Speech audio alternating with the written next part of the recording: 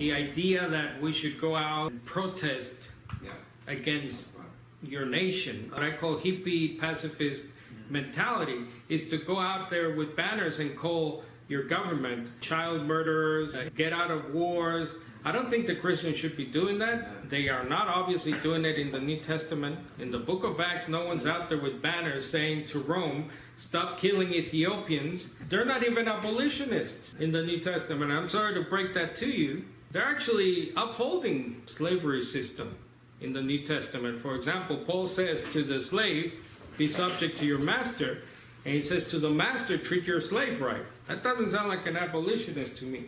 Obviously, we're not to go out there and protest against the horrible violence that war perpetrates or the politics of your particular nation. Late 60s or through the 70s, you had people moving churches with banners calling returning soldiers from war baby killers and murderers, and we're not supposed to do that. All we're told in the passage I cited in Romans 13 is actually the opposite. Paul says, they bear the sword for your good. You think the Vietnam War soldiers were bad? What about the Romans? Think about that. And is Paul, again, look at the book of Acts, is anyone out there protesting against the centurion? No. Who's doing 10 times worse things than any Vietnam War era soldier did?